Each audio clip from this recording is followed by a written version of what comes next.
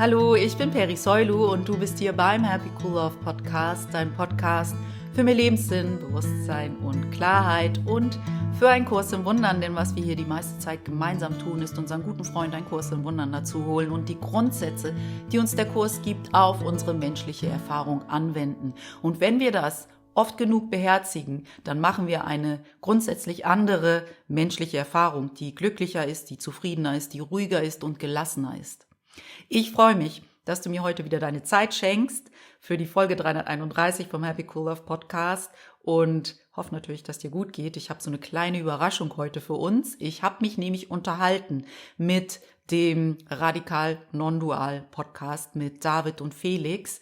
Und die Unterhaltung habe ich aufgezeichnet und das ist die heutige Folge. Aber bevor es losgeht, möchte ich noch einige Sachen dazu loswerden. Nämlich, mein Mikro hat ein bisschen versagt. Also kann es sein, dass ich manchmal meine Lippen bewege, weil ich tatsächlich was sage, aber mein Mikro gemutet war und du nicht hörst, was ich sage.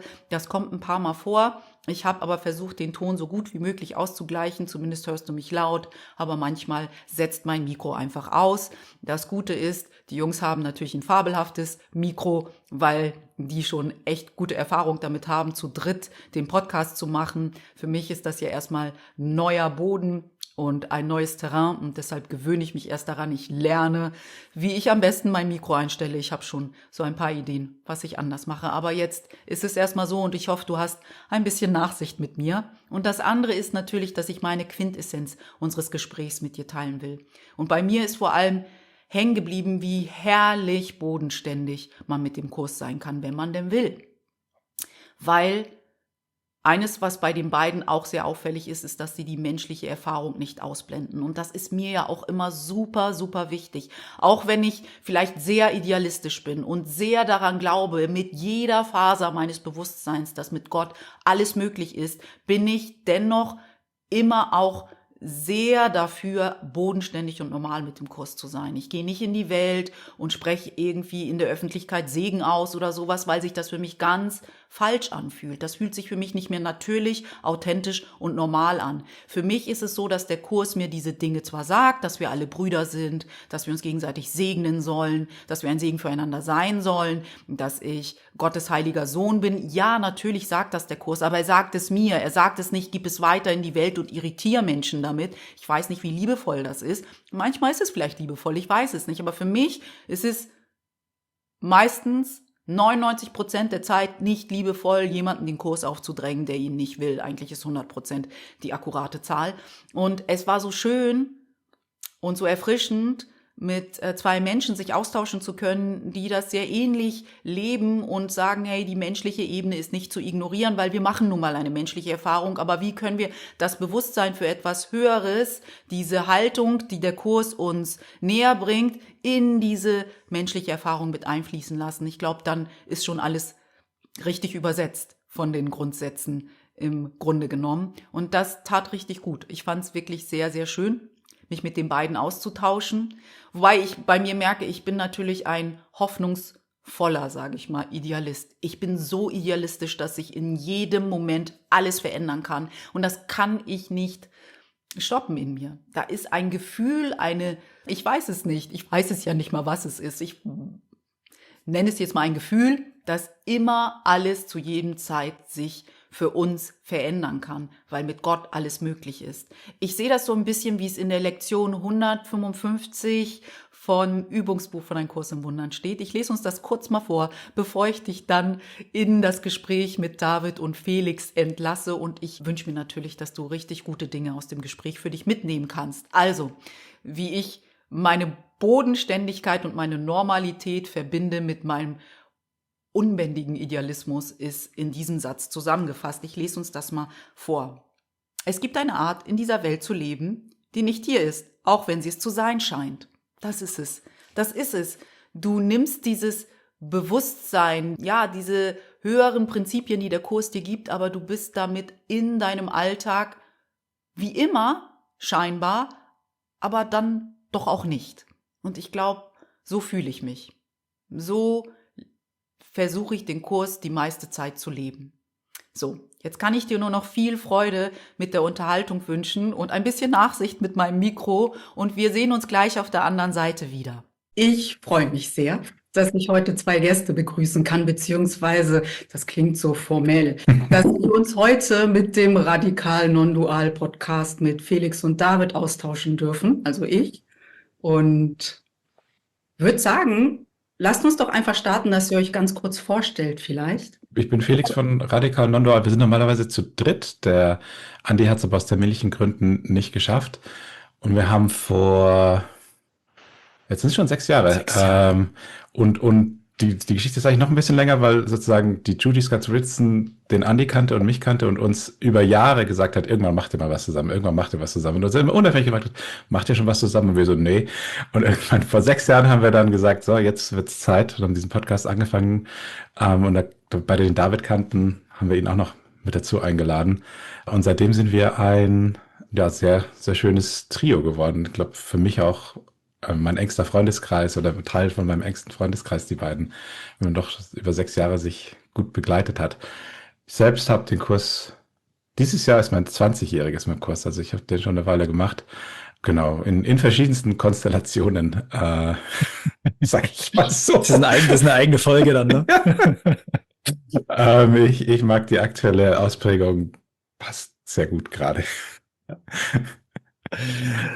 Ich kann ja kurz ergänzen, Felix, dank dir. Ich heiße David, ich bin aus Berlin zugeschaltet. Der Felix ist in München, der Andi ist in Rosenheim. Das heißt, wir sind an verschiedenen Orten in Deutschland verteilt, haben uns eben über verschiedene Wege in den letzten Jahren kennengelernt. Felix ist mit dieser Idee gekommen und für alle, die Judy Scott-Ritson nicht kennen, das ist die Verlegerin oder das war die Verlegerin des Kurses. Sie hat also einen Kurs in Wundern als Buch verlegt, hat dafür gesorgt, dass auch die ganzen Kopien, der deutsche Verlag und all solche Sachen, dass das möglich geworden ist und hat bis zu ihrem Tod ich glaube vor 3 Jahren ist es jetzt her, das Ganze, also die Foundation for Inner Peace geleitet und war eine ganz liebe Frau. Wir durften sie auch einmal interviewen. Das Video gibt's auch auf YouTube und hat viel für den Kurs getan und sie hat ganz viele Menschen verbunden, unter anderem uns 3 letzten Endes im Großen und Ganzen. Ja, und so ist es gekommen, dass wir seit 6 Jahren jetzt schon einen Kurs-Podcast machen, der Radikal Non-Dual heißt. Na, ich wollte noch sagen, ich glaube, du machst es sogar noch ein bisschen länger, ne? Also nicht, dass es irgendwie, ich habe gehört, du machst auch schon den Kurs, dieser Podcast, ich freue mich sehr, dass wir zusammenkommen mal. Aber ich glaube, wo wir gestartet haben, hieß es, da gibt es noch so einen anderen. Es gibt schon einen Kurs-Podcast. Es gibt schon einen. Ich glaube, es gibt genug Podcasts über inzwischen gibt es auch mehr noch, ja. Aber ich mache meinen Podcast tatsächlich seit 2018. Ja, und hier war einfach dieser Drang da. Ich hatte diese innere Stimme, die gesagt hat, teil das, was du erfährst. Teil das, was du erfährst. Und ich, egal was ich gemacht habe, die Stimme wollte nicht weggehen. Und dann habe ich halt gesagt, okay, ich mache jetzt was. Ich glaube, Podcast ist ganz gut. Aber es hat bei mir auch noch echt lange gebraucht, bis ich endlich mal gesagt habe, okay, ich setze mich vor ein Mikro und ich hau das in die Welt. Und wenn es keiner hört, auch cool, aber ich habe es geteilt, dann hört diese Stimme auf, mit mir zu reden, dass ich in die Welt schicken darf. Meine Erfahrung, im Grunde genommen ist es wirklich nur meine Erfahrung mit dem Kurs. Und nicht nur mit dem Kurs, weil das ist nämlich auch, der Kurs ist so meine Baseline. Das ist da, wo ich immer zurückgehe, wenn ich nicht jeden Morgen diese Lektion anhöre, lese und mit der sitze, sie kontempliere und darauf meditiere, dann fühle ich irgendetwas, fühlt sich nicht stimmig an für mich. Aber ich habe auch andere Quellen, die mich inspirieren, also sei es Kabbalah oder auch die Genschlüssel. Und ich finde, das ergänzt sich immer so schön. Ich weiß nicht, wie es bei euch ist, aber ich merke so richtig, das macht es für mich noch tiefer. Bei uns ich glaube, so verschiedene Wege hatten wir alle, wie wir dann irgendwann zum Kurs gekommen sind. Ich würde jetzt sagen, zumindest bei unserem Podcast fokussieren wir uns auf den Kurs und das ist sozusagen dann so der Kerngedanke, dass wir das drin haben. Und natürlich haben wir verschiedene Einflüsse. Der Andi, der heute nicht da ist, hat unter anderem sich mit griechischer Philosophie sehr viel beschäftigt, ist auch Lehrer, also Griechischlehrer und ist da natürlich sehr bewandert.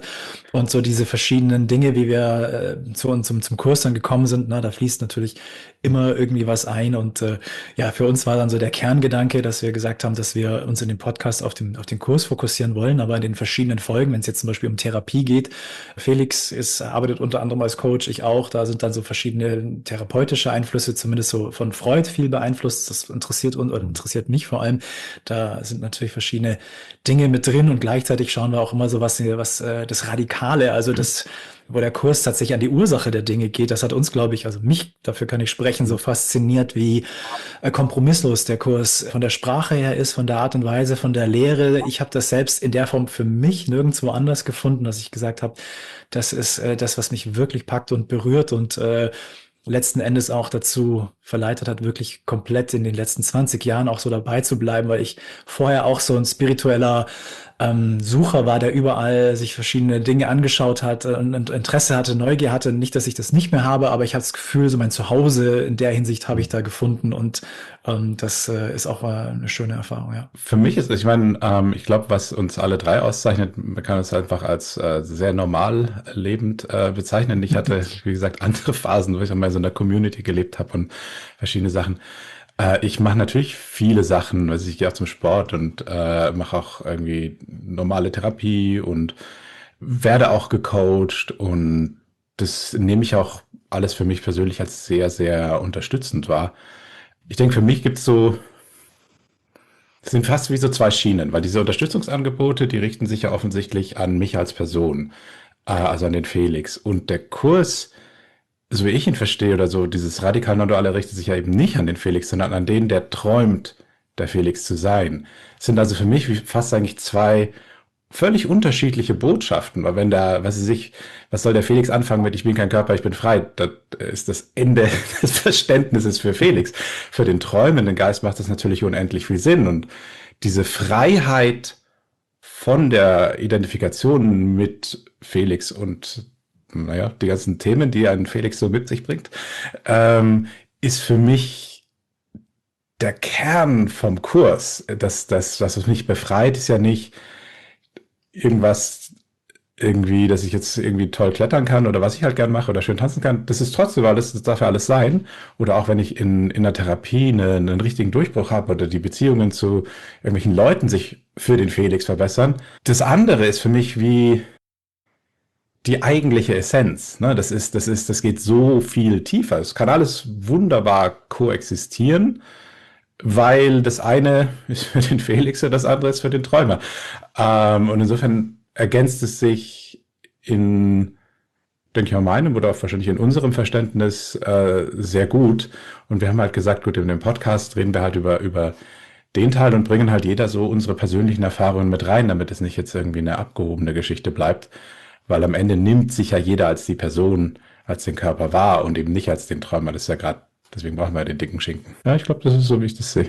Sag mal, ihr habt ja schon erwähnt, euer Podcast heißt Radikal Non-Dual. Und mich interessiert natürlich, wie lebt ihr dieses Radikal Non-Duale? Was versteht ihr genau darunter? Also wenn man sich den Titel jetzt erstmal anschaut, das Radikale heißt ja vor allem von der Wurzel her. Ne? Radix, die Wurzel, also das ist die Ursache.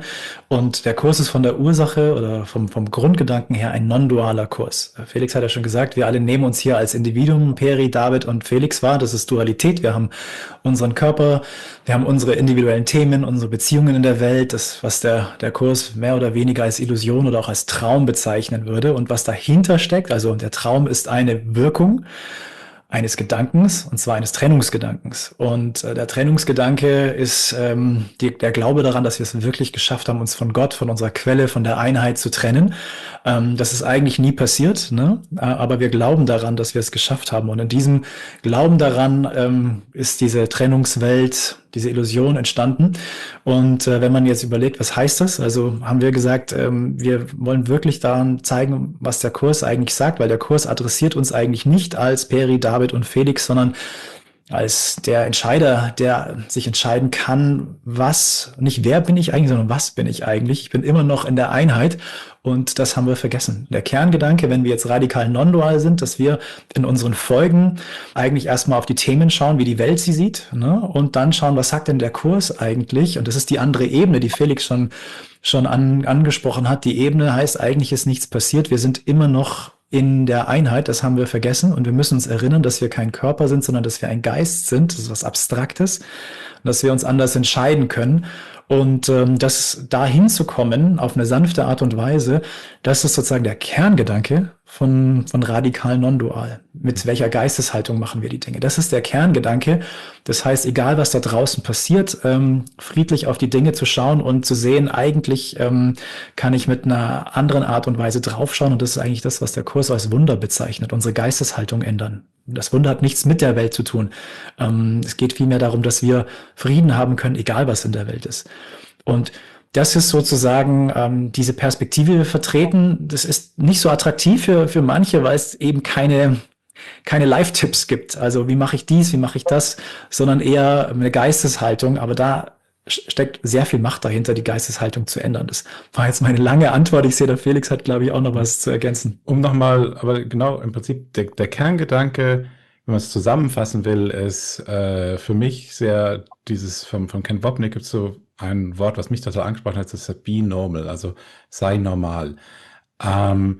In Erkenntnis dessen, dass alles ein Traum ist, ich denke, viele machen, wenn sie mit dem Kurs in Wundern anfangen, kommen sie irgendwann zu so einem Stadium, wo sie zum Beispiel weniger urteilen wollen und feststellen, dass das gar nicht so leicht ist. Und dann oft irgendwie gibt es so Stadien, wo man sagt, wie kann man eigentlich Anwalt sein oder Richter oder so, weil da musst du ja ständig urteilen. Und sozusagen dann versuchen, irgendwie ist vielleicht dann besser, ich finde jetzt mal irgendwas, Kinderpfleger zu sein oder Mönch oder so. Und sozusagen, das ist zwar gut gemeint, aber noch nicht wirklich gut, weil es sich am Kern vorbeigeht, weil letztlich ich vergesse, ich urteile ja doch noch. Ich sage, ein Anwalt ist was anderes wie ein Mönch und übersehe das. Ja, klar macht er in seinem Beruf die Tätigkeit, muss er halt ein Urteil schreiben oder muss er irgendjemanden angreifen, aber es übersieht, dass es in einem zweiten Schritt, und ich denke, jeder geht da durch und irgendwann kommt man ja, wie kann das sein? Was macht denn ein Anwalt, der den Kurs findet oder so, ne? Und man stellt sich andere Fragen. Und dann dieses Wort, sei normal, heißt eben, versuche nicht, einen richtigen kursgemäßen Beruf, eine richtige kursgemäße Handlung für den Körper, für die Person zu finden, sondern die Haltung, ne?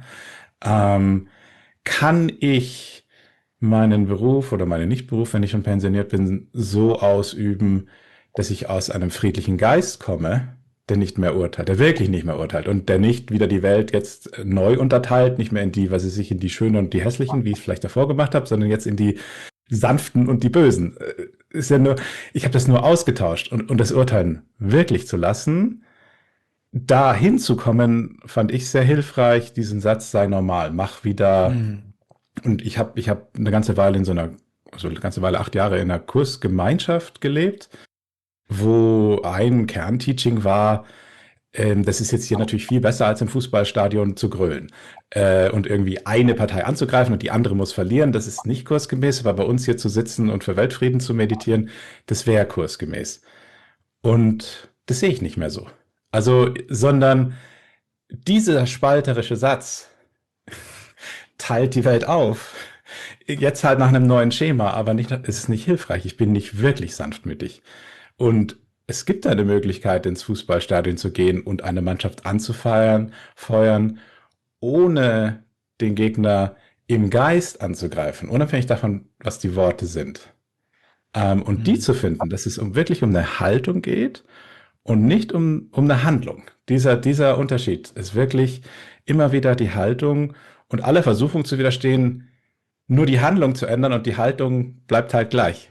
Das ist ja letztlich, ich denke, ich habe was erreicht, ich habe aber nichts erreicht, sondern dann wirklich sich zu stoppen oder man kann ja auch da nicht ins Stadion gehen, das ist ja wurscht, aber wirklich sagen, ich muss achtsam mit meiner Haltung sein, viel verstärkter achtsam mit meiner Haltung sein und die Handlungen, ich habe Informatik studiert, jetzt arbeite ich halt in so einer Firma und stelle Leute an und entlasse sie. Und ich versuche es aber mit der richtigen Haltung zu machen. Nicht ein Kursschüler urteilt nicht. Nein, es muss auf einer tieferen Ebene sein. Ne, wenn ich Lehrer wäre und einer sagt, was weiß ich, 1 und 1 ist 37, kann ich es gütig korrigieren? Oder ist meine Haltung, du bist doof, so wie kann man so einen Quatsch sagen? Das ist natürlich nicht gütig. Aber finde ich in mir den Ort, schau mal, das ist wahrscheinlich 2, wenn das meine Rolle ist. Um es zusammenzufassen, auf die Haltung viel mehr Wert legen als auf die Handlung. Was ich spannend fand, David, dass du gesagt hast, radikal, non-dual, sanft leben. Irgendwas mit radikal, non-dual, sanft. Das fand ich Ja. richtig schön, weil sanft ist nämlich auch das, was uns, also in meiner Beobachtung, oft fehlt mit einer spirituellen Praxis. Wir können dann auch wieder sehr, sehr hart zu uns sein. Ja. Und Ja. wie ich das zusammenfasse, wie ich das auch aus den Genschlüsseln kenne, ist, dass es nicht um dein Tun geht, sondern um dein Sein. Und dann kannst du auch Straßenfeger sein, dann kannst du auch Richter sein. Es ist egal, was du in dieser Welt ausübst, aber es ist nicht egal, von wo du kommst. Was ist ein ganz wichtiger Punkt, auch mit uns selbst sanft. Ken Wapnick sagt häufig, be kind, also im Deutschen sei gütig und auch mit sich selbst gütig zu sein. Und ich würde so diese Mischung aus gütig und ehrlich zu sich selbst sein, was dann auch heißt, dass man ehrlich ist und nicht so tut, als ich bin schon total erleuchtet. Also ich dachte, als ich den Kurs gefunden habe mit 25, so okay, noch ein Jahr und dann bin ich der neue Jesus, dachte ich so eine kurze Zeit lang und so, nee, so ist es nicht gelaufen, im Gegenteil. Also erstmal dieses Ehrlichsein, dass ich noch nicht so weit bin, dass ich gar nicht so tun brauche, als ob ich ein heiliger spiritueller Lehrer bin. Nein, ich bin genauso unterwegs wie alle anderen. Ich kämpfe auch einen harten Kampf in dieser Welt im Sinne von, dass viele Dinge mir schwerfallen, dass ich mit bestimmten Situationen, mit körperlichen Elementen oder Krankheiten zu tun habe, dass nicht alle Beziehungen rund laufen, dass es meinem Job nicht immer nur aufwärts geht. Das bringt nicht so zu tun, als ob ich jetzt, weil ich einen Kurs in Wundern gefunden habe, so ein heiliges Leben führe und alle meine Beziehungen heilig sind. Das wäre eine Ebenenverwechslung hier in dieser Welt. Sondern ehrlich und gütig zu sein. Ehrlich heißt dann drauf zu schauen, wo man Widerstände hat, wo man eigentlich wütend ist, wo man ärgerlich ist, wo man Widerstände merkt, weil man nicht im Frieden sein kann und möchte.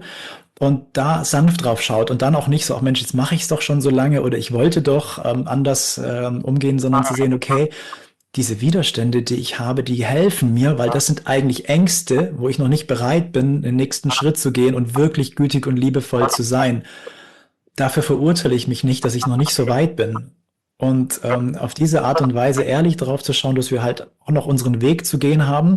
Das ist uns im Podcast auch immer wichtig, dass wir jetzt nichts Besonderes sind, sondern alle möglichen weltlichen Themen, die es eben so gibt.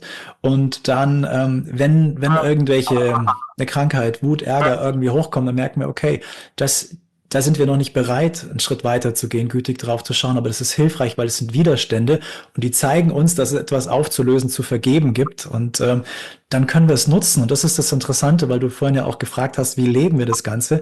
Wir können dann uns nicht verlieren in der Welt oder so tun, als ob alles schön wäre, sondern sagen, interessant, hier bin ich noch nicht bereit, aber das hilft mir aufzuzeigen, wo meine Widerstände sind und das ist ein wichtiger Schritt, dass wir unsere Widerstände erkennen, weil sonst können wir sie nicht auflösen. Deswegen ist häufig, auch wenn wir anfangen mit dem Kurs zu arbeiten, wir hören das immer wieder, sagen viele Leute, boah, irgendwie ist mein Leben schlechter geworden. Ich merke jetzt überall kommen Probleme hoch oder so. Ja, weil wir anders drauf schauen und nicht so tun, als ob es alles fein wäre, weil man vielleicht anders sensibilisiert ist. Und wenn wir eigentlich merken, mehr Probleme kommen, würde ich behaupten, es ist sogar ein gutes Zeichen, weil es ein ehrliches Zeichen ist, zu sehen, hier ist einiges im Gange und ich schaue jetzt anders drauf und ich kann das zulassen. Und dann ist wichtig, gütig mit sich selbst zu sein und dann kann ich auch mit anderen gütig sein. Und deswegen ist das ein ganz wichtiger Punkt.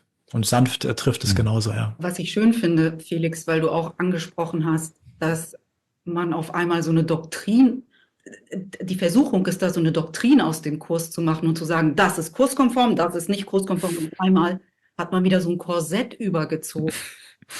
Da auch immer wieder wirklich wachsam zu sein, sich freizulassen, weil der Kurs ist ja so, wenn man so will, radikale Freiheit. Der sagt jetzt, so befreist du deinen Geist von den Einengungen des Ego. Und irgendwie, es ist so spannend, wie das Ego so um die Ecke kommt, wenn man sogar den Kurs hat und dann für sich nutzt und sagt, jetzt lebst du den Kurs. Wenn du das einhältst und wenn man dann wirklich hinguckt, merkt man, ich schränke mich schon wieder ein. Ich habe ein Urteil, aber jetzt nehme ich den Kurs dafür und dann denke ich, es ist das richtige Urteil. Das ist ganz spannend. Ich war mal auch auf so einem, interessanterweise, auf so einem Kursfestival in Griechenland.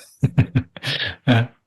War das ein internationales Kursfestival da? Ja, das war so Polen, Griechenland, Deutschland. Der Witz ist, ich bin ja so ein bisschen eremitisch, ne? Also wenn ich Sachen mache, dann mache ich das und ich gucke jetzt nicht links und rechts, wer macht das auch und was machen die und weil ich muss das für mich erfahren, damit ich das in meinen Worten, wie es sich für mich authentisch anfühlt, wiedergibt. Sonst habe ich das Gefühl, das beeinflusst mich vielleicht, nicht bewusst, aber unbewusst und ich will das so klar wie möglich nur mit meinen Filtern filtern. Und deswegen habe ich mich ganz lange von allen deutschen Quellen ferngehalten, zumal ich auch echt begonnen habe mit Marianne Williamson. Also mein Input, als ich mit dem Kurs begonnen habe, war Marianne Williamson. Ich habe der wirklich religiös zugehört, wenn man so will, weil die Frau sehr genial. Ich mag, wenn Menschen so präzise mit ihren Worten sind. Das fesselt mich immer. Und dann war ich aber doch auf diesem Kursfestival und dann war der erste Vortrag, das war so interessant. Der erste Vortrag, der erste Satz, der fiel, hat mich voll rausgehauen, weil der so etwas war wie, ich meine, das war eine Griechin, die wurde auf Englisch übersetzt. Vielleicht war die Übersetzung auch nicht ganz akkurat, aber sinngemäß sagte sie, wenn du lieber jetzt, weil der Strand war gleich um die Ecke, am sitzen möchtest, anstatt mir zuzuhören, dann hast du den Kurs nicht richtig gemacht oder dann verstehst du den Kurs nicht richtig. Man könnte mit Schuld anzufangen bei einem Kursvortrag. Ja, es war nur so, dass ich halt stopp, Gott ist doch überall. Ich kann doch in den Welt, ich kann Gott im Vogelgesang, ich kann Gott ich kann doch Gott überall wahrnehmen. Gott ist doch überall. Gott ist in mir, Gott ist im Meer. Ich fand diese Idee, mir zu sagen, wo ich den Kurs richtig vermittelt bekomme und dass der Strand und das Meer auf alle Fälle nicht das Gleiche liefern können wie sie, ich irgendwie unglücklich für mich, weil ich war dann schon auf dem falschen Fuß, wo ich so dachte, nee. Du bist dann hoffentlich an den Strand gegangen. Ja, sehr gut. Ja. So. Ja. Und wenn jemand mich schon mit dem ersten Satz einschränken will, merke ich, das ist nichts für mich. Also, aber bin ich, ne? Also, das muss auch jeder für sich wissen. Alles ist ja gut und da und richtig und soll so sein, wie es sich ausspielt, weil es spielt sich ja so aus. Aber ich weiß dann immer, okay, hier ist nicht Freiheit, sondern hier finde ich das einengt. Und einengt ist nichts für mich. Vielleicht ist das für jemand anderen, vielleicht ist das was für meinen Nachbarn, der jetzt neben mir sitzt, aber für mich ist das nicht. Daher war ich auch dankbar, weil dann wusste ich, okay, ich gehe lieber an den Strand, wirklich so.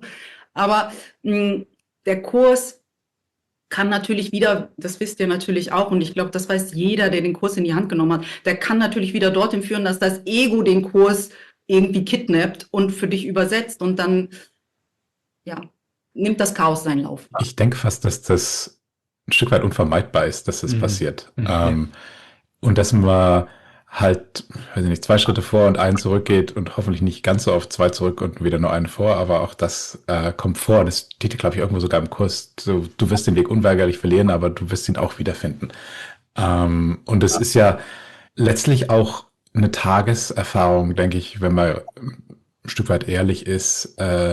Manchmal bin ich ganz bereit, irgendwas zu vergeben und 5 Minuten später halt nicht oder in der anderen Situation oder mit der Person und das knabbert dann länger.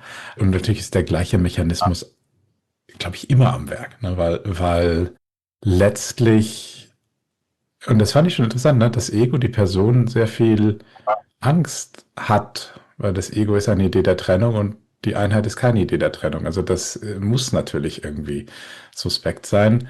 Und manchmal ist die Ablehnung offensichtlich und manchmal ist sie eben so, ich tue so, als ob ich es mache, aber sabotiere es halt dann währenddessen. Ich glaube, das ist ganz schön raffiniert. Also ich glaube wirklich, dass man da auch wieder auf die Haltung achten kann. Ne? Also ein Beispiel, was mir immer wieder so präsent ist, wie man sich auch selber mit dem Kurs auf den Deckel geben kann. Ne? Jetzt hast du, was weiß ich, also Klassiker bei den Leuten, die das Übungsbuch nehmen. Ich habe schon, ich glaube, tausende Kursschüler getroffen. Ich habe noch niemanden getroffen, der es geschafft hat, die Anweisungen wirklich so einzuhalten, wie sie da stehen. Ich habe auch noch fast niemanden getroffen, der damit okay war. Ich habe sehr, sehr viele getroffen, die sehr unsanft mit dem waren, ihnen das nicht gelingt. Und ich finde den Ansatz, den Ken Wapnick vertritt und den wir auch im Podcast dann weitertragen, so erfrischend. So ein guter Kursschüler ist ein schlechter Kursschüler, der sich dafür vergibt. es geht ja nicht darum, in der Form perfekt wie ein dressierter Affe zum Glockenschlag irgendeinen Satz zu denken, sondern es geht darum, im Geist eine sanfte, gütige Haltung mit sich selber zu finden und mit der Welt. Und ob ich da dressierter Affe bin, das ist nur das Mittel, das mir an die Hand gegeben wird, weil mir diese Sätze helfen. Aber die Freiheit zu sagen, das ist nicht das, sondern jetzt darf ich vergeben. Und da ist Lektion 93 oder 95, wo auch die bringen wir relativ oft, in der Mitte kommt so ein längerer Ding. Ne? Sei besonders nachsichtig mit dir, wenn du den Anforderungen, die hier stehen, nicht Folge leistest. Und das, finde ich, ist so eine schöne und, glaube ich, eben radikal non-duale Botschaft, wo es eben nicht drauf ankommt, aufs Verhalten. Habe ich jetzt meine Lektion gesagt? Sondern auf die Haltung. Bin ich sanft? Auch mit dem, der die jetzt mal wieder vergessen hat und heute also wirklich gar keine Lust hat auf diesen Satz. Oder vielleicht schon, aber ihn dann doch wieder vergessen hat und sich gerade wieder aufgeregt hat wegen einer Kleinigkeit. Ja, vor allem, was du sagst, sanft und vor allem auch Humor. Mir zu lachen, erwische, dass ich schon wieder so unglaublich ernsthaft war. Ich kann so super ernsthaft sein mit manchen Dingen und dann sich dabei ertappen und so, also einfach mal herzlich darüber zu lachen und es einfach wieder ablegen zu können. Ich glaube, was mir auch der Kurs aufgezeigt hat, dass ich dann nicht mehr so lange daran klammere, kann es da wieder ablegen und sagen, okay, ja, okay, da bist du gestolpert, ja, okay, da hast du leicht geurteilt, aber jetzt kannst du es loslassen, kannst gütig mit dir sein und einfach weitermachen. Jetzt ist wieder ein neuer Moment, jetzt kann ich wieder neu wählen. Und das habe ich echt gut mit dem Kurs gelernt. Ja, Humor ist ein ganz zentrales Thema auch. Ne? Es ist ja so, auf Englisch steht da so, in eternity where all is one, there kept a tiny little mad idea of which the Son of God remembered not to laugh. Also wir haben uns nicht daran erinnert zu lachen. Wir haben diese wahnsinnige Idee, dass wir uns hätten trennen können, ernst genommen. Und das tun wir immer noch. Wir glauben immer noch, wir haben es geschafft, weil wir ja immer noch daran glauben, dass wir hier als individuelle Körper da sind. Das was ja erstmal völlig normal sind. Das ist erstmal der Grundstatus. Wir nehmen die Trennung ernst. Wir glauben daran, dass das Unvorstellbare also passiert ist. Wir haben uns von Gott getrennt. Und irgendwo in unserem Inneren sitzt diese tiefe Schuld, dass wir glauben, wir haben es wirklich geschafft. Wir haben quasi eine Todsünde haben wir begangen, dass wir uns von Gott getrennt haben. Und Leichtigkeit und mit Humor drauf zu schauen, sagen, nee, ich kann darüber wieder lachen, ich kann eine Lockerheit, eine Leichtigkeit reinbringen. Ich fange an, diese Welt nicht mehr so ernst zu nehmen. Das ist unglaublich hilfreich, weil der Zustand, im ernsten Zustand zu sein, ich habe das irgendwann mal nachgeschlagen, das Wort ernst ist man eigentlich aus dem Etymologischen, wenn man in den Krieg zieht. Das ist ein ernster Zustand. Dann ist man ernst. Also wenn man hier die Dinge ernst nimmt und sagt, nein, so ist das, oder hier, Peri, wenn du jetzt lieber an den Strand gehst, dann hast du den Kurs nicht verstanden. Ja, wie viel Lockerheit und Leichtigkeit hat so jemand in dem Moment, wenn das eine wirklich wichtige Sache ist, ob du jetzt zum Strand gehst oder ihr zuhörst? Nicht so wirklich viel. Das heißt, dass man in dem Moment sehr viel Ernsthaftigkeit reinbringt und eigentlich den Humor und diese Leichtigkeit vergisst und so eine Lockerheit und das Ego auch nicht so ernst nehmen, ist ein guter Weg, Leichtigkeit reinzubringen. Und wo Leichtigkeit ist, da kann Bewegung reinbringen, da kann unser Geist wieder einen anderen Gedanken zulassen. Und ich glaube, und wir merken ja, wie gut es manchmal tut, einfach nur so zu lachen, ein bisschen loszulassen von all der Anspannung, die wir dann auch körperlich manifestieren. Und Humor ist ein guter Weg. Und es erinnert mich gerade daran, Ken Wapnick hat mal gesagt, man sieht an den Evangelien, dass keiner Jesus je persönlich gekannt hat. Man sieht es daran, dass in der Bibel nicht einmal zu Worte kommt, was für einen tollen Humor Jesus hatte. Wie er die Menschen zum Lachen gebracht hat, was für eine liebevolle, für eine schöne und sehr lustige, humorvolle Art er hatte. Das kommt in der Bibel nicht einmal vor, aber genau das war Jesus auch, der diesen Humor hatte. Und ich glaube, mit Leichtigkeit, Lachen und Humor, das ist schon ein guter Wegbegleiter. Und dann nehmen wir uns selbst auch nicht so ernst. Ich glaube, einer von euch hat auch gesagt, dass mit dem Kurs man halt auch, wenn man ihn dann zuerst in die Hand nimmt und die Lektionen liest und die universellen Prinzipien, die der Kurs uns bringt, anwenden möchte, dass man auf einmal merkt, huch, wow, jetzt habe ich ja mehr Probleme als davor. Und dass wir dann einfach nur, wenn wir ehrlich sind, zugeben müssen, die Probleme waren schon da, ich war nur dafür, ich war nur blind dafür, weil ich mit dem Ego gegangen bin. Und das finde ich auch wirklich einen wichtigen Gedanken, weil ich glaube, das ist natürlich auch ein Mittel vom Ego, wie es uns abschreckt, den Kurs weiterzumachen. Das Ego wird ja dann sagen, ach krass, jetzt hast du viel mehr Probleme als vorher, dann leg das doch weg, dann sind wir wieder beim Status quo. So, und ich glaube, du hast das sogar auch gesagt, David, dass es eigentlich tatsächlich ein Zeichen dafür ist, dass es richtig gut ist, weil wir jetzt endlich hinsehen und verstehen, was nicht Vergebungsstrategien sind, und dann können wir sie auch ablegen. Und was mir noch für ein Gedanke dazu kam, ist, dass ich sogar in den Raum schmeißen will, was weiß ich denn, ob das wirklich schlecht ist, dass das so ist? Ist das sogar das Bessere für mich? Ist das nicht sogar das, was ich eigentlich aus einer höheren Ebene will? Weil das will ich will das ja ablegen in Wahrheit. Und wenn es nicht hochkommt, kann ich es nicht ablegen. Ist das wirklich schlecht? Dahin wollte ich. Das war noch der Gedanke, den ich teilen wollte. Danke.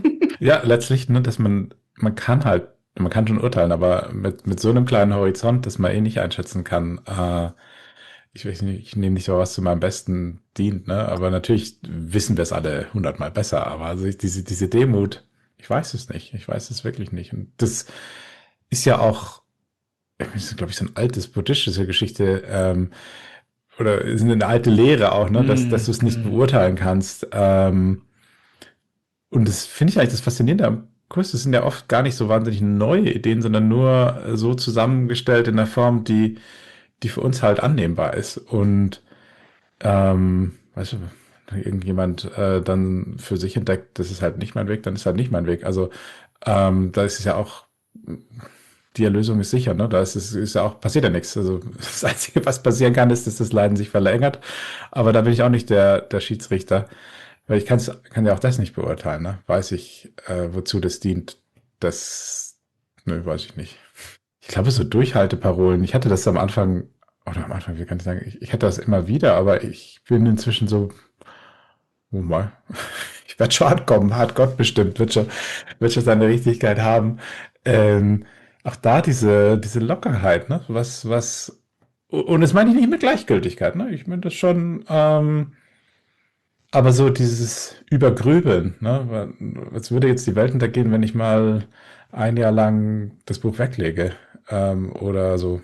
Ich glaube nicht, dass sie untergeht. Also, Und der Kurs ist ja ein Mittel, der uns helfen kann. Das steht auch ganz bewusst im Kurs. Das heißt nicht der Kurs in Wundern. Das hat einen Grund, warum es nicht der Kurs in Wundern heißt. Es ist ein Kurs in Wundern. Es gibt zahllose Wege, die alle das gleiche Ziel haben, wieder nach Hause zu kommen.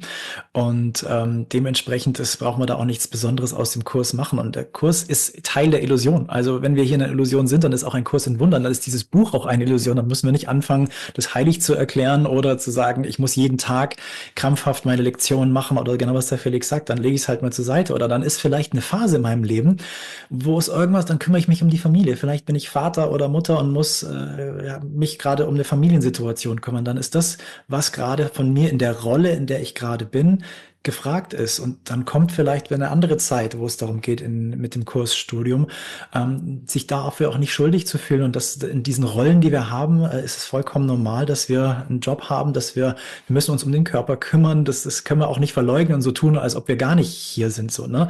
Wir müssen Luft atmen, sonst wird es ziemlich schwierig hier. Also wir müssen uns mit der Außenwelt beschäftigen.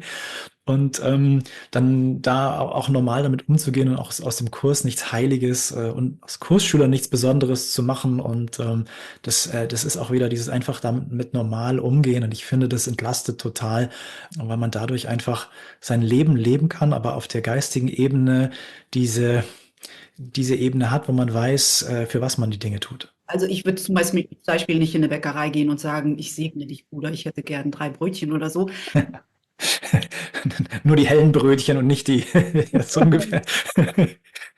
Aber irgendwo, was mir in den Sinn kommen würde, ist innerlich tatsächlich jemanden zu segnen. Also innerlich diesen Segen zu spüren, aber ihn jetzt nicht aussprechen zu müssen, weil ich weiß dann auch immer nicht, wäre das die Besonderheit, die das Ego dann in dem Augenblick demonstrieren will, oder wäre das wirklich ernst gemeint? Also von mir, wenn ich ausspreche, sozusagen in der Bäckerei oder. Und halt auch, der Kurs spricht mit uns über diese Dinge, dass alle Brüder sind von uns. Das heißt nicht, dass ich zu jedem Bruder sagen muss auf der Straße, obwohl ich bin auf St. Pauli groß geworden, da haben wir alle Brüder. Das waren alle die Brudis. Aber ich glaube, der spricht mit uns und will unseren Geist dafür sensibilisieren, damit wir das als Bewusstsein, als Haltung nehmen, um in Interaktion zu treten, aber nicht, um es wortwörtlich dann in die Welt zu schicken. So empfinde ich das. Also das ist auch etwas, wo ich manchmal denke, wenn wir es so normal und so ordinär wie möglich machen, empfinde ich das als für mich am stimmigsten. Ich wüsste nicht, dass ich durch die Welt gehen möchte und jedem sagen möchte, ich bin der lebendige Christus selbst oder irgendwie so. Ich glaube nicht, dass das irgendjemandem hilft aus meiner. Soll das jemandem bringen? Wenn ich weiß und dadurch gütiger mit jemandem bin, dann habe ich das Gefühl, bringt es was. Ich habe das eine Zeit lang, als ich den Kurs gefunden habe und den so klasse fand und dachte, alle müssen davon profitieren und teilhaben. Ich habe das eine Zeit lang in Berlin auf Studentenpartys versucht. Es kam nicht so gut an. Also ich war meistens dann schnell alleine in der Ecke gestanden. Genau, also spar dir die Zeit, du hast vollkommen recht. Das fühlt sich für mich auch nicht stimmig an. Für mich so normal wie möglich durch dieses Leben zu schreiten, aber mit einem Bewusstsein für die tiefere Wahrheit. Und dann würde ich mal sagen, ich kann das absolut beweisen. Es ist einfach nur etwas, was sich für mich wahr und stimmig anfühlt. Wenn ich diesen Körper ablege, werde ich sehen, ob ich weiß einfach nicht. Ich nehme an, dass das der Weg ist. Es fühlt sich für mich friedlich an. Aber wenn jemand mich fragt, woher weißt du das, muss ich sagen, ich weiß es nicht. Im Grunde genommen weiß ich es nicht. Es ist nur, dass ich mit dem Ego-Denksystem gegangen bin und es hat sich sehr leidvoll angefühlt und jetzt gehe ich mit dem Kurs und das fühlt sich auf alle Fälle sehr viel leichter und sehr viel friedlicher und glücklicher an.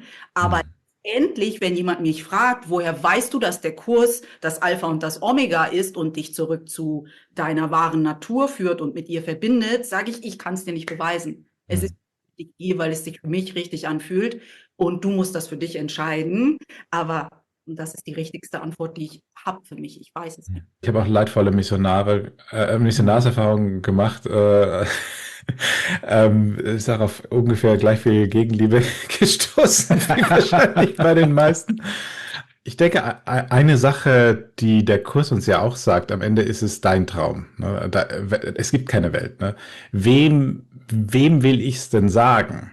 Der andere ist ja Figur in meinem Traum. Ich sag's sowieso nur mir. Das ist ja gar nicht für den anderen. Und so dieser Glaube, dass es jetzt eine ganz große Wichtigkeit hat, dass ich da draußen irgendwas noch ändern muss, dass ich irgendwie so viel vergeben muss, dass in meinem Fernseher, in den Nachrichten endlich was anderes kommt. Na, warum denn?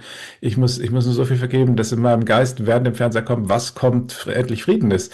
Das reicht völlig. Und dann ist der Traum vorbei. Und so diese, ich glaube, Falle im Teilen wollen, was ja für vieles gut gemeint ist, aber nicht wirklich gut ist, dass man sehr durch die Hintertür die Wirklichkeit der Welt und die Wichtigkeit der eigenen Person und Aufgabe untermauert und sich damit selber genau davon entfernt, sich mit Humor, Leichtigkeit und Bedeutungssanftheit zu betrachten, ne? Weil dann habe ich es richtig gemacht.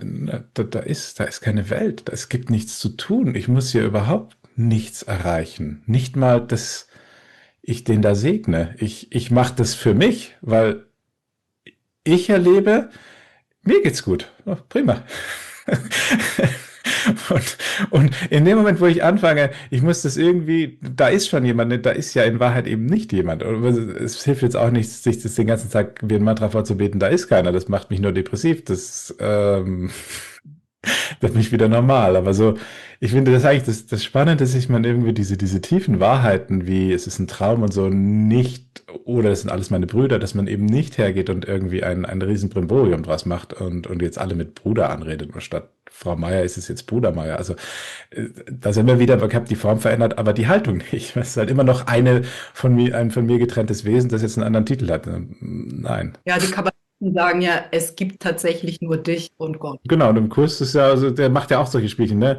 Es gibt den Vater und den Sohn und den Heiligen Geist, aber eigentlich gibt es Sind alle keinen eins. ersten und keinen zweiten, das sind alle eins. Also da ist ja dann auch irgendwo eine Einheit und Absolutheit einem so fragmentierten Geist, wie wir ihn halt haben, kannst du immer nur so Worte benutzen, und dann kannst du es nicht verstehen. Ich finde auch tatsächlich, also wenn ich weiß, im Grunde genommen gibt es nur Gott und mich und eigentlich ist es immer wieder eine Wahl zwischen uns beiden sozusagen, macht das die anderen Menschen weniger persönlich. Ich finde tatsächlich, es befreit. Ich muss gar nichts mehr persönlich nehmen, was die anderen sagen oder was sie machen oder nicht machen, weil es geht gar nicht um die anderen, sondern es geht um mich und meine Beziehung zu der Wahrheit. Und je weniger ernst und je weniger ich das persönlich nehme, was auf dieser menschlichen Ebene passiert, desto, zumindest ist das meine Erfahrung, besser geht's mir. Weniger ich mich reinsteige in diese ganzen Details des Ego und je mehr ich mich wieder rausnehmen kann und sagen kann, warum um Gottes Willen nimmst du das jetzt persönlich? Ja, letzten Endes sind ja die Beziehungen sind ja so der Weg des Kurses, uns zu begleiten. Das ist so der Weg, wie der Kurs uns zeigt, wo unsere Widerstände sind. Also der Kurs spricht von einer heiligen Beziehung und die Falle, die wir dann gerne tappen, ist zu sagen, hey, jetzt muss ich mit meiner Frau eine heilige Beziehung führen und jetzt muss ich mit Felix eine heilige Beziehung und mit Peri eine heilige Beziehung führen, mit jedem. Bitte mit Bruder Felix. Mit Bruder Felix, genau. Und überhaupt. Und dann nur noch heilige Sachen sagen oder tun. Aber die eigentliche Beziehung, die damit gemeint ist, ist die zum Heiligen Geist. Es ist eigentlich mit diesem Anteil uns also wieder daran zu erinnern, wer wir wirklich sind. Weil wir das vergessen haben, brauchen wir so eine Art Stütze, dass wir dann als Symbol Jesus haben, als jemand, der so oder Christus, wie auch immer wir es bezeichnen wollen, oder wir können auch Buddha hernehmen, etwas Egoloses, was symbolhaft für das steht, wer bzw. was wir wirklich sind. Das ist die eigentliche Beziehung, eigentlich zu uns selbst, zu dem inneren Teil in unserem Geist, der immer noch mit Gott verbunden ist und den wir vergessen haben und verdrängt haben. Und das ist die Kernbeziehung, die wir haben. Und alle anderen Beziehungen, die wir hier draußen in der Welt haben, spiegeln das Ganze wider. Aber ich kann nicht anfangen, hier in irgendeiner Form heilige Beziehungen in der Welt zu führen, sondern ich kann nur auf der geistigen Ebene, der Kurs würde sagen, jetzt mit Jesus oder mit dem Heiligen Geist diese heilige Beziehung führen, indem ich mich daran erinnere, wer ich wirklich bin und zurücktrete und sage, ich habe keine Ahnung, was das Beste für mich ist. Ich übergebe die Führung und ich sehe, dass die Interessen, die hier sind, geteilt werden, weil wenn wir sowieso nur eins sind, dann kann es keine unterschiedlichen Interessen geben. Und das heißt, zurückzutreten von dem Ich will es so und ich weiß, was das Beste ist. Die Form, in welcher Form auch immer das dann folgt, ist vollkommen unterschiedlich individuell. Da gibt es kein Rezept und sonst was dafür. Das heißt dann nicht, dass wir können Beziehungen in der Form, wir können uns trennen von unseren Partnerinnen und Partnern, von einem Job, was auch immer. Da ist das Zusammenbleiben oder Trennen ist nicht heiliger. Ist es egal, weil es in der Form keinen Unterschied, also es macht auf der geistigen Ebene keinen Unterschied. Und ich finde, das ist das Schöne am Kurs. Wir können sehr gütig unseren Partner oder unsere Partnerin verlassen. Wir können sehr gütig an unserer Beziehung arbeiten auf all diesen Ebenen. Und letzten Endes ist das diese Art und Weise, weil diese bestimmten Widerstände und diese Ärgernisse, die werden so wunderbar hervorgebracht von unseren Mitmenschen, die da draußen sind. Und deswegen ist der Kurs, nutzt dieses Lernfeld der Beziehungen, um uns zu zeigen, wo unsere geistigen Widerstände und vor allem auch Ängste sind, die dann als Wut oder auch als Hass projiziert werden auf andere. Und dann können wir sehen, oha, hier merke ich gerade, ich hab immer wieder so Themen mit Job und Autoritätsprobleme. Ich will eigentlich niemanden haben in meiner Arbeit, der mir irgendwas sagt. Das ist mein Widerstand, mein Kampf gegen Gott, der sich da quasi bildlich darstellt. Ich kann mich darin verlieren und diesen ewigen Krieg weiterführen. Ich mache das sehr gerne und gleichzeitig kann ich sagen, kannst auch irgendwann mal aufhören. Schau mal anders drauf, erinnere dich daran und schau mal, welches Spiel du hier spielst. Und das ist auf einer geistigen Ebene. Meine Kollegen haben sich deswegen vom Verhalten nicht geändert. Die Situation hat sich nicht geändert. Ich merke aber, hin und wieder gelingt es mir anders drauf zu reagieren. Also der Traum hat sich nicht geändert, aber wie ich darauf reagiere und drauf schaue, hat sich geändert. Und das ist dann tatsächlich eine andere Lebensqualität, weil den Groll, den ich vielleicht 3 Tage, 2 Monate mit mir getragen habe, weil die Gehaltsverhandlung oder was auch immer nicht so gelaufen ist, der kann dann viel schneller verschwinden. Und in der Zeit, wo ich keinen Groll hege und nicht wütend bin, kann ich friedlich sein. Und das ist tatsächlich eine Lebensqualität, die sich auch in dieser Welt dann bemerkbar macht, weil ich einfach friedlicher bin und eine andere Lebensqualität habe. Dieses Normalsein heißt für mich auch einfach so diesen normalen Struggle, den man halt so hat in einem Kursschülerleben, erstmal für sich anzunehmen und auch dann, wenn wir jetzt so einen Podcast machen, dann auch jetzt nicht irgendwie so eine Instagram-Version des Kursschülers versuchen darzustellen, sondern einfach diese,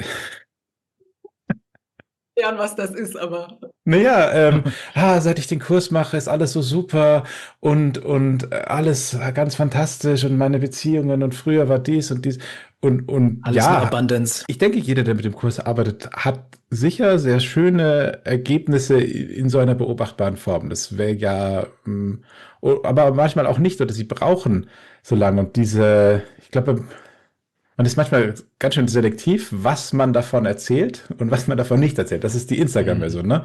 Dass ich heute zum 35. Mal mich über das und das aufgeregt habe und es mir immer noch nicht gelingt, das loszulassen. Das findet viel seltener den Weg in irgendeinen Newsletter, wie schön das alles ist, seit ich dieses Buch aufgeschlagen habe. Und als wir gestartet haben, haben wir uns alle so angesagt, nee, wir machen das einfach so, ja, mit einer größtmöglichen Ehrlichkeit. Also dieses uns selber gegenüber auch, ne? Und aber auch, weil wir ja finden, dass das gern mal ein bisschen untergeht. Und ich habe an so einem Ort gelebt und ich habe den Lehrer, ich habe mit dem gelebt, ich wusste genau, was bei dem los ist und ich habe gehört, was er gesagt hat. Und das waren wie so, das ist ein gewisser Unterschied zwischen der Lehre und der Praxis und das fand ich irgendwie, dachte ich, nee, das passt nicht. Deswegen muss ich ja jetzt nicht irgendwie jedes meiner Themen groß breit treten, aber einfach zu sagen, ja, wir haben gute Tage mit dem Kurs, wir haben schlechte Tage mit dem Kurs und das wird dir auch so gehen. Und das fand ich, und das kriegen wir auch als Rückmeldung ganz oft so erfrischend und auch unglaublich unterstützend, weil es natürlich den allermeisten so geht, dass sie gute Tage mit dem Kurs haben und schlechte. Und wie sollte es anders sein in einer Welt, wo es halt gute und schlechte Tage gibt? Selbst wenn was ist ja dann, wenn sich irgendeine Beziehung bessert, das ist ja nach 3 Tagen vergessen und dann drückt halt der Schuh an der nächsten Stelle. Das war ja vor dem Kurs auch so. Weil der Geist so auf Unvollständigkeit letztlich programmiert ist. Und der hört ja nicht auf Unvollständigkeit zu sein, von jetzt auf morgen mit dem Streiter, nur weil ich ab und zu mal irgendwie mit dem Kurs ein bisschen Zeit verbringe. Das bedeutet, alle Fortschritte, die ich mache, die werden sowieso wieder so eingepreist in mein Leben. Und ich bin mehr oder weniger relativ schnell wieder, genau wie davor, halb zufrieden, halb unzufrieden. Und diese Erfahrung einfach zuzulassen, ja, die Person wird hier nicht mega glücklich werden. Aber der Träumer kann das einfach lächelnd begleiten. Und ich finde diesen Satz so schön, da bin ich wieder und mache schon wieder diesen Schmarrnfug. Und so einfach jetzt rege ich mich schon wieder auf. Diese Sanftheit, es wird hier nichts perfekt, auch nicht mit dem Kurs. Aber es muss es auch nicht. Das ist für mich die ultimative Freiheit. Das muss es nicht. Also was ich sehr erfrischend finde an euch zwei, ist, dass man wirklich einfach sich normal unterhalten kann. Und ich habe auch reingehört bei euch und dachte, das ist echt, echt erfrischend. Es ist so wirklich bodenständig, den Kurs miteinander sprechen. Und ich glaube, deswegen hat auch an dieser Stelle auch liebe Grüße an Benedikt. Benedikt ist Teil von meiner Kursgruppe. Ich führe eine kleine Gruppe durch Übungsbuch von der Kurs im Wundern. Wir treffen uns immer auf Zoom und schauen mal, wie das alles so nachgewirkt hat. Und Benedikt erwähnt manchmal euren Podcast. Also liebe Grüße, Benedikt. Weil er hat gesagt, Peri, ich glaube, die werden dir gefallen, weil ihr habt da so Parallelen. Ja, ist guter Junge. Dann habe ich auch reingehört und dachte, boah, ey, das ist so schön bodenständig, normal, den Kurs, ohne dass ich die ganze Zeit um die Ohren geknallt bekomme, du bist dein Körper, du bist frei, bloß weil ich mal sage, boah, ey, das finde ich gerade anstrengend. Nein, du bist dein Körper, du bist frei, das ist nur Illusion. Ja, ist mir klar, aber es ist gerade anstrengend. Ja. Ganz genau, ja. Und das ist tatsächlich steht ja auch im Kurs, den Körper zu verleugnen, ist eine besonders unwürdige Form, den Kurs zu machen. Und unwürdig ist damit gemeint, dass es würdig ist und du würdig bist, dass dir geholfen wird. Und so zu tun, als ob du diese Erfahrung gerade nicht machst und keinen Körper hast und so, das ist eine Verleugnung und dann kann dir gar nicht erst geholfen werden. Und das ist so, der Kurs sagt sogar, hey, tu, was dir erstmal gut tut. Und wenn du Kopfschmerzen hast, dann schlag nicht den Kurs auf und meditiere 10 Stunden, dass deine Kopfschmerzen weggehen, wenn es nicht geht, sondern dann nimm eine Aspirin. Sei dir bewusst, dass sozusagen dass deine Schmerzen tatsächlich auf einer geistigen Ebene sind, aber nutz diesen Kompromissansatz, was du brauchst. Geh zum Arzt und hol Unterstützung von einem Therapeuten, was auch immer du gerade brauchst, um auch dem Gefährt, dem Körper, in dem wir hier sind, das brauchen wir nicht verleugnen. Wenn ich am Spiegel vorbeigehe, dann sehe ich da ein Gesicht und denke, ja, das bin ich. Ich sag mal 99,9% denke ich, ja, hier bin ich. Und dann schaue ich, wie sitzt die Frisur heute? Ist ziemlich kurz geworden. Denke, das bin ich. Und solange ich noch fest davon überzeugt bin, ist es hilfreich, dass wir uns auf der Ebene auch Hilfe holen. Und deswegen verdienen wir es, dass wir so sanft und gütig mit uns umgehen und dann auch mit anderen und uns alle Hilfe holen, die uns gut tut. Und das ist das Beste, was wir machen können. Ja, und ich finde auch, wenn ich mir eingestehe, es ist da, aber auch der Gedanke, dass es mehr gibt, ist auch da. Die dürfen beide gerade in mir sein und das ist so. Darf beides gleichzeitig aktiv in mir haben und das ist okay. Und irgendwann überwiegt das eine und irgendwann überwiegt vielleicht das andere, aber ich weiß einfach, für mich ist diese Rückkehr zu Gott ein Prozess. Ich kann ihn nicht beschleunigen mit Druck, sondern ich helfe mir, wie ihr beiden auch immer wieder sagt, sanft, aber ehrlich mit mir zu sein. Ich kann auch manchmal einfach sagen, ganz ehrlich, mir würde Vergebung, wie der Kurs mich Vergebung lehrt, mir Frieden geben, aber ich will gerade nicht. Ja. Möchte gerade nicht. Ja. Ich möchte gerade diese andere Person doof finden. Und wenn ich mich zwinge, sie nicht doof zu finden, nichts verändern. Ich will aus freien Stücken sagen, okay, Heiliger Geist, ich möchte dir vergeben. Genau, irgendwann kommt der Punkt, jetzt reicht's, weil letztlich macht's mich ja auch nicht glücklich. Aber genau wie du sagst, diese Ehrlichkeit und sich das zu erlauben, ist so wichtig. Weil wenn ich das nicht tue, dann vergebe ich ja auch nicht, sondern ich unterdrücke es nur. Und dann muss ich wahrscheinlich relativ laut irgendeinen schlauen Kurssatz mir sagen, damit ich nicht merke, was ich gerade unterdrücke. Und ich unterdrücke es aber. Es ist die Spannung ist ja weiter in mir, sie ist mir nur nicht mehr bewusst. Da bin ich da, wo ich davor auch schon war. Jetzt ist sie mir doch gerade mal bewusst geworden, dass ich jemanden blöd finde und dass ich es nicht ändern will. Und das jetzt wieder sich zu zwingen, unbewusst zu machen, das ist ja ein Kurs in Bewusstwerdung und nicht in Unbewusstmachung. Da brauche ich einen Kurs nicht. Das habe ich davor auch wunderbar. Das sind wir Profis. Und genau wie du sagst, finde ich so schön, sich zu erlauben, das darf jetzt nebeneinander sein. Ich weiß, es ist nicht ganz das Gelbe vom Ei und ich weiß, ich bin noch nicht bereit. Und das ist genau das. Und ich kann dann sanft mit mir sein. Ein guter Kursschüler ist ein schlechter Kursschüler, der sich dafür vergibt. Und wie oft gehe ich dann manchmal ins Bett und sage dann vielleicht, ich bin zwar nicht bereit, aber ich wäre eigentlich schon ganz gern bereit. Und das ist alles, was nötig ist, dass ich es will. Irgendwann. Und weil Jesus hat genug Zeit, ob ich das heute will oder übermorgen oder in 5 Jahren. Er steht sicher nicht da mit dem Wecker. Ich glaube halt tatsächlich, diese Unfähigkeit, sich selbst für vermeintliche Fehler zu vergeben, ist etwas, was so krass uns Steine in den Weg wirft. Weil ja, ich habe die Lektion nicht perfekt gemacht, aber dennoch bin ich gütig mit mir. Und ich bin gütig mit mir, wie auch immer man das formulieren will. Ja, ich habe vielleicht wieder gepennt heute und habe mich aufgeregt über jemanden und ich bin gütig mit mir. Und ich bin gütig, weil ich glaube, das Ego fliegt dann so doppelt auf den Kopf, will ich jetzt mal sagen, dadurch, dass man einmal sagt, okay, ich habe es nicht so gut gemacht, wie ich es gern wollte, mit diesem, jetzt bestrafe ich mich noch dafür, dass ich es Ja.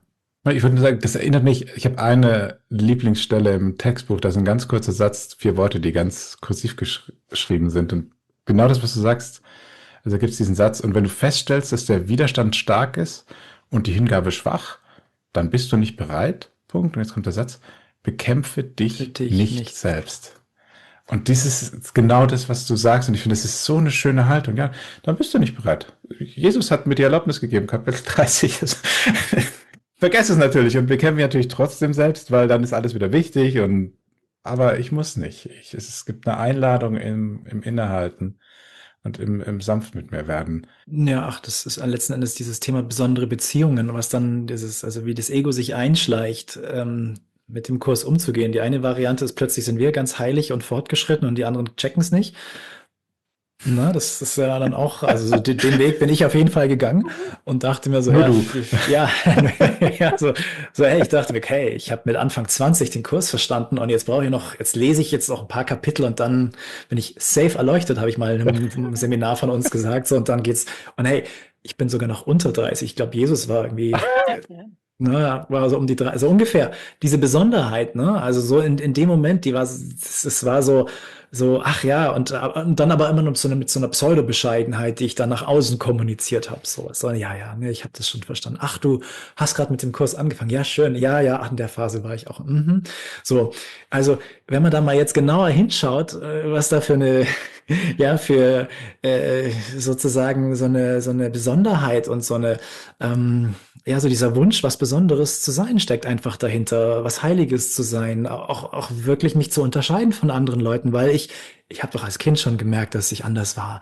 Ich habe ganz anders auf so viele Dinge geschaut und sowas. Ja, super Geschichte. Ich frage mal irgendjemanden, der sich als Kind nicht irgendwie anders gefühlt hat oder irgendwelchen Situationen ausgeschlossen, egal welche Geschichte wir alle mitbringen. Und das ist so diese eine Variante mit der Besonderheit, dass wir was Besonderes sind oder dass wir eben besonders schlecht sind und uns fertig machen. So, ne? Also diese zwei Varianten gibt's und es ist beides. Es ist halt, wie das Ego es immer wieder schafft, uns in seinen Gedankenstrudel reinzuziehen. Entweder dann ist der Kurs was Besonderes, wir sind was Besonderes, oder wir sind besonders schlechte Kursschüler und kriegen es eben nicht hin und dann verurteilen wir uns da wieder selber. Deswegen ist dieses Normalsein immer einfach so ein wichtiger Begleiter, nichts Besonderes aus sich. Also man muss sich nicht unter den Scheffel stellen, aber man muss braucht sich nicht zu bestrafen, wenn es einem nicht gelingt. Weil wem gelingt es schon? Ganz ehrlich, ist genau, was der Felix gesagt hat. Und den Leuten, die sagen, mir gelingt es und ich bin schon voll dabei, ja, dann lauf schnell weg von den Leuten. Normal zu bleiben, gütig, geduldig auch mit sich selbst zu sein. Also vielleicht ist das noch ein Wort, was ich hier mit reinbringen möchte, geduldig zu sein. Das ist Teil davon, weil wir wissen nicht, welche Fortschritte wir tatsächlich machen. Wir beurteilen eigentlich immer noch nach den Standards der Welt, ob wir gute Kursschüler sind oder nicht. Jetzt habe ich eine schwere Krankheit. Bin ich jetzt ein schlechter Kursschüler? Nein, es hat damit nichts zu tun. Es ist keine Bestrafung. Das ist eine ganz andere Ebene hier. Wenn du es schaffst, deine Krankheit zu nutzen, um dich daran zu erinnern, dass du eigentlich sozusagen im Geiste diese Entscheidung treffen kannst, dann kannst du die Krankheit nutzen, aber es hast kein Anzeichen davon, dass du ein guter oder schlechter Kursschüler bist. Ob du reich bist oder nicht, ist hat damit nichts zu tun. Das ist die Frage, wie du drauf schaust auf die Dinge in der Welt, dann können wir es nutzen. Aber die Versuchung, die ist schon sehr groß, dass wir Bestätigung haben wollen, ob wir gut unterwegs sind. Dieses Thema von Besonderheit, die Besonderheit des Ego. In den Genschlüsseln, da gibt es ja einen Genschlüssel, den habe ich tatsächlich sehr prominent in meinem Profil. Der hat den Schatten der Eitelkeit und darin sehe ich wieder diese Besonderheit des Ego. Ich habe es besonders verstanden, ich bin besonders weit, ich habe den Durchblick, du hast ihn nicht. Oder was auch immer, oder ich bin besonders schlecht. Und das sind ja so die ganz, ganz offensichtlichen Arten von Besonderheit vom Ego. Weil ich finde, die kann so subtil sein, diese Besonderheit, wie man sie lebt. Man so selbstgerecht ist, finde ich auch immer. Manchmal muss ich richtig achtsam sein, ob ich schon wieder selbstgerechte Gedanken habe. Was mir aber hilft, auch damit Frieden zu schließen, dass es diese Besonderheit nun auf dieser Ebene auch gibt und ich irgendwie einen Umgang damit finde, dass es da ist und dass es mich so lange begleiten wird, bis es nicht mehr tut, war etwas tatsächlich aus den Genschlüsseln, wo der Begründer der Genschlüssel, Richard Rudd, gesagt hat, dass diese Eitelkeit, diese Besonderheit vom Ego uns bis zu den höchsten Höhen noch begleiten wird. So. Fand ich so hilfreich, weil ganz ehrlich, keiner von uns will sagen, ich bin eitel. Keiner von uns sagt gern, boah, ich bin eitel, ich mag meine Besonderheit. Das sagt ja keiner. Jeder von uns möchte am liebsten der Bescheidenste von den Bescheidenen sein. Und dort aber auch ehrlich zu sein, hey, Besonderheit lässt von mir ab, wenn sie von mir ablässt. Ich kann damit sehr wachsam sein und ehrlich, okay. Und ich kann immer wieder mit mir auch in die Vergebung gehen, dass das dann wieder hochkommt. Aber sie lässt von mir ab, wenn sie ablässt. Mich nicht dazu, ich dränge mich nicht dazu, ich verleugne sie nicht, sie ist da und wenn sie ablässt, lässt sie ab. Das finde ich so schön, wie du es sagst. Und ich glaube, das ist so auch dieser Kerngedanke, die Probleme sind nicht die Probleme, sondern der Glaube an die Probleme. Ne? Also die Besonderheit oder die Krankheit oder meine Fehler sind nicht meine Probleme, sondern dass ich sie noch so ernst nehme. Und was du mit dieser Einstellung tust, ist, du lässt sie einfach sein. Du nimmst dir die Bedeutung und damit die Macht und damit ist es dann letztlich egal. Ne? Das ist, finde ich, da geht es wie so ein Luftballon, der in sich zusammenfasst. Ja, na klar will ich hier noch gut dastehen und so what?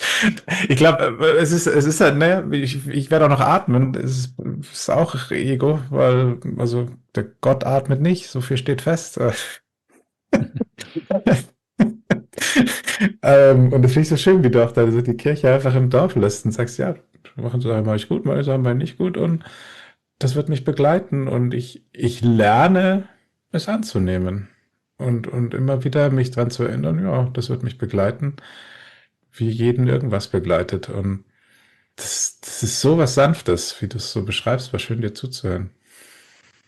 Wir haben schon lange geschnackt. Sagt man schnackt bei euch? Geschnackt, sagt man das bei euch? Geratscht sagt man in Bayern, ich weiß nicht, was man in Berlin sagt. Was sagt man in Berlin? Sagt man gelabert? Das sagt man auch ja im Süddeutschland in Bayern, gell? Gequatscht. Gequatscht sagen wir auch, ja. Ja. Aber wenn du sagst, wir haben ja geschnackt, dann verstehen wir dich sehr gut. Ganz genau. Aber ich sage so Sachen, ich glaube, die sind sehr norddeutsch. Ja, dann kann ich nur erstmal sagen, danke, dass ihr hier wart, dass wir uns gemeinsam über den Kurs sprechen durften und auch über unsere Erfahrung, unsere persönliche, wirklich individuelle Erfahrung mit dem Kurs und auch zugeben durften und hier teilen durften, dass es auch Stolpern gibt auf dem Weg. Peri, danke dir für die Einladung. Es hat großen Spaß gemacht, mit dir hier zu sprechen und dir, deinem Podcast, deiner Kursgruppe, weiterhin viel Freude und liebe Grüße an den Benedikt, der das möglich gemacht hat. Ja, vielen, vielen Dank. Hat mich auch sehr, sehr gefreut. So, das war das Gespräch mit dem Radikal Non-Dual Podcast mit Felix und David. Und an dieser Stelle nochmal ein herzliches Danke, dass wir so sprechen durften. Und ein Riesendanke an Benedikt, der euch bei den Starken Gefährten erwähnt hat. Die Starken Gefährten ist mein Projekt, wo ich derzeit eine Gruppe durch das Übungsbuch von Ein Kurs in Wundern begleite. Alle Infos dazu findest du hier in den Shownotes. Solltest du dazu noch Fragen haben, schreib mir gerne eine E-Mail unter hallo@happycoollove.de. Ansonsten bleibt mir wohl nicht mehr viel übrig, außer dich zu fragen, was liegt bei dir oben auf nach dem Gespräch? Und wenn du bis hierhin durchgehalten hast, es ist ja eher ein bisschen länger, als du normalerweise von mir gewöhnt bist, dann danke ich dir sehr für deine Zeit und bin dennoch immer noch neugierig. Was halt bei dir nach? Was sind deine Gedanken gerade? Teil sie gern mit mir. Und sonst kann ich nur sagen, hab eine ganz, ganz wundervolle Woche.